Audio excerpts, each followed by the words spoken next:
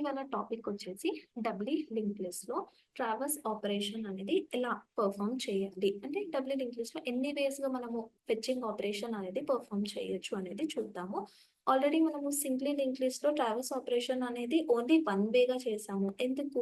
Simply link list లో ఏంటి, మనకి ఓన్లీ లీనియర్ వేగానే మనము ఆపరేషన్స్ అనేవి పర్ఫామ్ చేస్తాము, అందుకని దాన్ని సింప్లీ లింక్ లిస్ట్ అని అంటాము. అదే డబ్లీ లింక్ లిస్ట్ లో మనము టూ వేస్ గా ఆపరేషన్స్ అనేవి పర్ఫామ్ చేయొచ్చు. Like it is by direction, అవునా? అండ్ ఇక్కడ నోడ్ లో కూడా మనకి 3 ఫీల్డ్స్ అనేటివి ఉంటాయి అండ్ బై డైరెక్షనల్ అనేది ఉంటుంది మనకి. అంటే ఫస్ట్ 2 నోడ్స్ మధ్యలో, లైక్ ఇప్పుడు ఎగ్జాంపుల్ తీసుకుంటే ఇక్కడ ఫస్ట్ నోడ్ ఉంది, సెకండ్ నోడ్ ఉంది. ఫస్ట్ నోడ్ ఏం చేస్తుంది, సెకండ్ నోడ్ యొక్క అడ్రస్ ని హోల్డ్ చేస్తుంది అండ్ సెకండ్ నోడ్ వచ్చేసి ఫస్ట్ నోడ్ యొక్క అడ్రస్ ని హోల్డ్ చేస్తుంది. అంటే ఇక్కడ బై డైరెక్షనల్ గా మనము వెళ్ళొచ్చు. అంటే ఇక్కడ డబ్లీ లింక్ లిస్ట్ ని మనము ఎన్ని వేస్ గా ట్రావర్స్ చేయొచ్చు అంటే ఫస్ట్ ఫార్వర్డ్ డైరెక్షన్ లో చేయొచ్చు అండ్ ఆల్సో బ్యాక్వర్డ్ డైరెక్షన్ లో కూడా చేయొచ్చు. అంటే ఇన్ కేస్ నేను ఫార్వర్డ్ లో ఫెచ్ చేయాలి అని అనుకుంటున్నా అన్నప్పుడు నెక్స్ట్, అవునా, అంటే ఏ కి నెక్స్ట్ బి, బి కి నెక్స్ట్ సి, సి కి నెక్స్ట్ డి అని ఫార్వర్డ్ డైరెక్షన్ లో ఫెచ్ చేయొచ్చు. అదే బ్యాక్వర్డ్ లో నేను చేయాలి అనుకున్నప్పుడు నాకు ఉండేది ఏంటి అంటే స్టార్టింగ్ డి టేల్ నుండి స్టార్ట్ చేశాను అని అనుకుందాం. అంటే టేల్ కి ముందు అంటే ప్రీవియస్ లొకేషన్స్ త్రూ వెళ్ళి నేను ట్రావర్స్ ఆపరేషన్ అనేది పర్ఫామ్ చేయొచ్చు. సో ఒకసారి కోడ్ చూసి ఎలా రాయాలి అనేది చూద్దాము. ఇది వచ్చేసి కోడ్. ఈ కోడ్ ఆల్రెడీ మనము ఇన్సర్షన్ ఆపరేషన్ ఎప్పుడైతే పర్ఫామ్ చేసామో ఈ కోడ్ అనేది మనం అక్కడ ఎక్స్ప్లెయిన్ చేసాము. ఇన్ కేస్ వీడియో చూడలేదు అంటే ఫస్ట్ ఆ వీడియో చూసి దాని తర్వాత ఈ వీడియో చూడండి. సో అంటే ఫస్ట్ మనము ఒక లిస్ట్ అనేది బేసిక్ స్క్రాచ్ నుండి క్రియేట్ చేస్తున్నాం కదా. సో ట్రావర్స్ ఆపరేషన్ పర్ఫామ్ చేయాలి అంటే ఫస్ట్ మనం ఒక డబ్లీ లింక్ లిస్ట్ ని క్రియేట్ చేయాలి, దాంట్లో డేటా అనేది ఎంటర్ చేయాలి, అంటే అక్కడ నోట్స్ అనేవి క్రియేట్ అవ్వాలి. దాని తర్వాతనే మనము డిలీషన్ ఆపరేషన్ అన్న, సైజ్ ఆపరేషన్ అంటే ప్రెసెంట్ లిస్ట్ యొక్క సైజ్ ని ఫెచ్ చేయడం అన్నా, లేదు అంటే ట్రావర్స్ ఆపరేషన్ అన్న పర్ఫామ్ చేయొచ్చు. సో ఇది వచ్చేసి నా doubly linked list program. So ఒక్కసారి చూద్దాము ఏమేమి ఉన్నాయో అనేది. ఇక్కడ హెడ్ ని డిక్లేర్ చేసుకున్నాము అండ్ నెక్స్ట్ వచ్చేసి టేల్ ని డిక్లేర్ చేసుకున్నాము. ఆల్రెడీ ఈ కోడ్ అనేది ప్రీవియస్ వీడియోస్ లో ఉన్నాయి, చూడండి. అండ్ ఇక్కడ వచ్చేసి కన్స్ట్రక్టర్, సో డబ్లీ లిస్ట్ యొక్క కన్స్ట్రక్టర్ ఉంది and every time tail and head అనేటివి నల్గా ఉన్నాయి. అండ్ ఒక నోడ్ ఇన్నర్ క్లాస్ ని తీసుకున్నాము నోడ్ గా. అండ్ నోడ్ లో వచ్చేసి మనకి డేటా ప్రీవియస్, సో నోడ్ యొక్క ప్రీవియస్ రిఫరెన్స్ ని హోల్డ్ చేసేది ప్రీవియస్ అనే వేరియబుల్, PREV అనే వేరియబుల్. అండ్ నెక్స్ట్ యొక్క రిఫరెన్స్ ని హోల్డ్ చేసేది నెక్స్ట్ అనే వేరియబుల్. అండ్ ఒక కన్స్ట్రక్టర్ అనేది ఉంది అండ్ దీంట్లో మనం డేటాని ఇనిషియలైజ్ చేస్తున్నాము.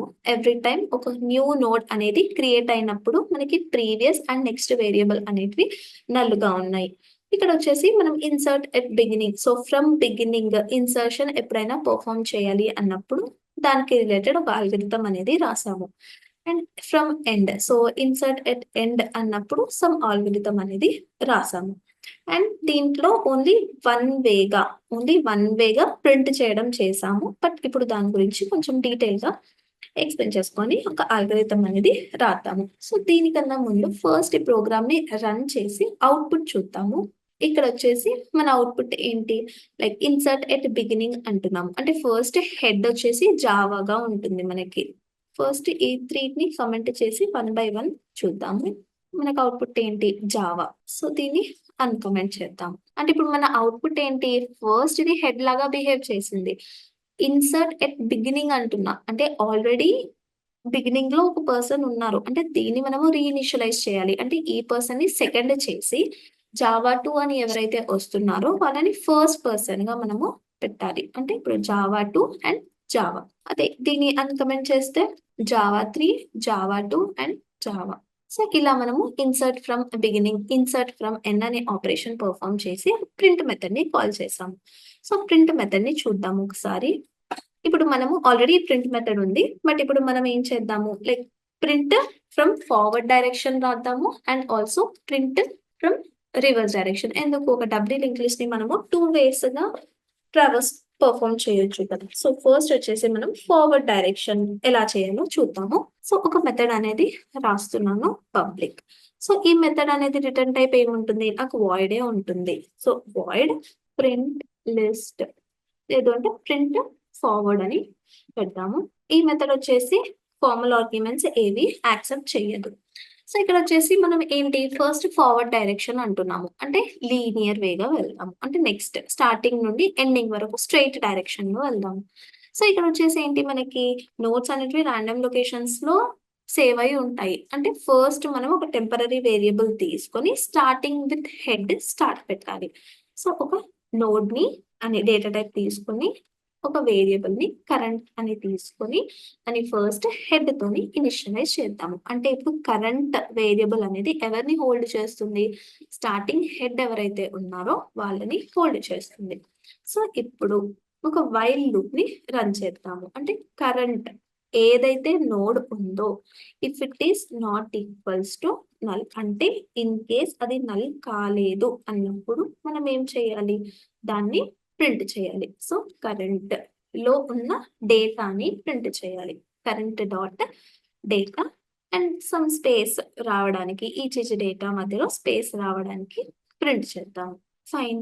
సో ఇప్పుడు హెడ్ అనేది కరెంట్ లో స్టోర్ చేసుకొని కరెంట్ ని ప్రింట్ చేసాము. అంటే ఫస్ట్ నోడ్ ప్రింట్ అయిపోయింది. ఇప్పుడు నాకు కావాల్సింది ఏంటి, సెకండ్ నోడ్.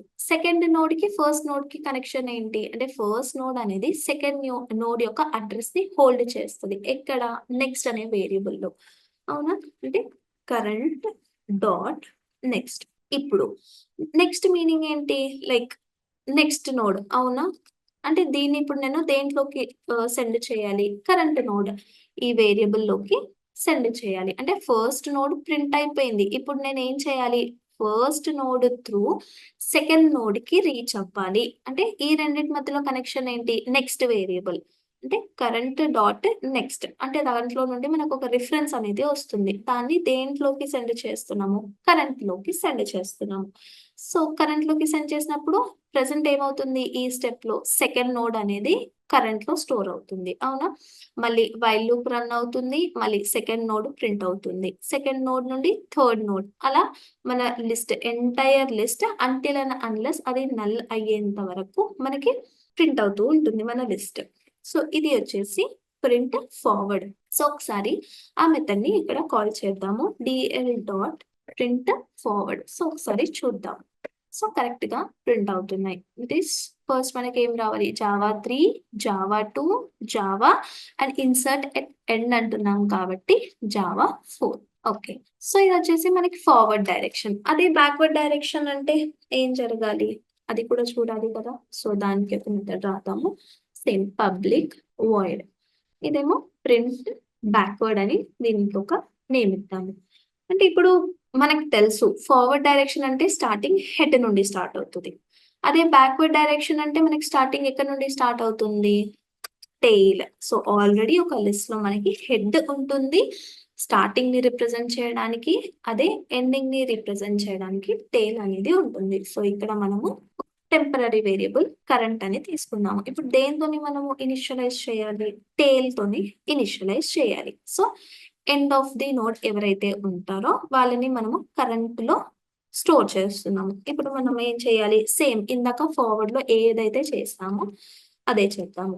సో ఒక వైల్ లూప్ ని రన్ చేస్తున్నాను, అంటిల్ అండ్ అన్లెస్ కరెంట్ అనేది నల్ అయ్యేంత వరకు దాన్ని హోల్డ్ చేయాలి, ప్రింట్ చేయాలి, హోల్డ్ చేయాలి అండ్ ప్రింట్ చేయాలి. సో ప్రింట్ కరెంట్ లో ఉన్న డేటా. సేమ్ ఫార్వర్డ్ లో వచ్చేసి డిఫరెన్స్ ఏంటి, హెడ్ నుండి స్టార్ట్ చేస్తున్నాము. అదే బ్యాక్వర్డ్ లో వచ్చేసి మనం దేంట్లో నుండి స్టార్ట్ చేస్తున్నాము, లైక్ టెయిల్ నుండి స్టార్ట్ చేస్తున్నాము. ఓకే, టెయిల్ అంటే లాస్ట్ పొజిషన్ లో ఎవరైతే ఉంటారో వాళ్ళని ప్రింట్ చేస్తాము. అంటే ఇప్పుడు లాస్ట్ పొజిషన్ 5 అని అనుకున్నాము. అంటే 5 అన్నప్పుడు నెక్స్ట్ దానికి ముందు ఎవరు ఉంటారు, 4. అంటే 5 నుండి 4 ఏమవుతుంది, ప్రీవియస్ నెక్స్ట్ ప్రీవియస్ అవుతుంది. So already doubly linked list అనేది ఏంటి, లైక్ బై డైరెక్షన్ గా రిఫరెన్స్ అనేది హోల్డ్ చేస్తుంది. అంటే నెక్స్ట్ ఉంటుంది అడ్రస్, ప్రీవియస్ అడ్రస్ కూడా ఉంటుంది మనకి. సో ఇప్పుడు మనము ఏం చేయాలి, ప్రీవియస్ నోడ్ ని హోల్డ్ చేయాలి. సో కరెంట్ డాట్ ప్రీవియస్, దీన్ని దేంట్లో హోల్డ్ చేయాలి, మనం కరెంట్ అనే వేరియబుల్ లో రీఇనిషియలైజ్ అనేది చేయాలి. అంటే ఇప్పుడు టేల్ లో 5 ఉంది, 5 ని ఇక్కడ ప్రింట్ చేసేసాము. నెక్స్ట్ ఏం చేస్తున్నాము, ప్రీవియస్ అడ్రస్‌ని కరెంట్‌లోకి రీఇనిషియలైజ్ చేస్తున్నాము. అంటే ఇక్కడికి ఏమొస్తుంది 4 వస్తుంది. 4 ఇక్కడ చెక్ అవుతుంది మనకి. నల్లా కాదా అని. ఇన్ కేస్ నల్ కాలేదు అంటే 4 అనేది ఇక్కడ ప్రింట్ అవుతుంది. సేమ్ ప్రీవియస్ అంటున్నాము. అంటే ఇక్కడ 3 వస్తుంది. సో 3 నల్ కాదా అని చూస్తాము. In case not equals to null అయితే ఇక్కడ ప్రింట్ చేస్తాము. సో ఇలా మనకి ఈ మెథడ్ అనేది రన్ అవుతుంది. సో ఒకసారి చూద్దాము మనము. సో ఇక్కడ ఒక మెసేజ్ తీసుకుందాము. ఫెచింగ్ ఇన్ ఫార్వర్డ్ డైరెక్షన్ అని. సో ఇక్కడ ఫెచింగ్ ఫ్రమ్ బ్యాక్వర్డ్ డైరెక్షన్. మనం ఇప్పుడు ఆ మెథడ్ ని కాల్ చేద్దాము. Print backward. సో చూడండి, ఇది వచ్చేసి మనకి forward direction Java 3, 2, 1 and 4.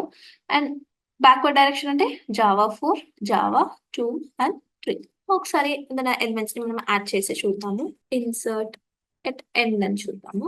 So HTML అని ఇద్దాం. అంటే ఇప్పుడు మనము అనలైజ్ చేసుకుంటే మనకు అవుట్పుట్ అనేది ఎలా రావాలి? ఇప్పుడు first Java 3, Java 2, Java, next HTML, Java 4. ఒకసారి చూద్దాము. Java 3, Java 2, Java, next HTML, Java 4.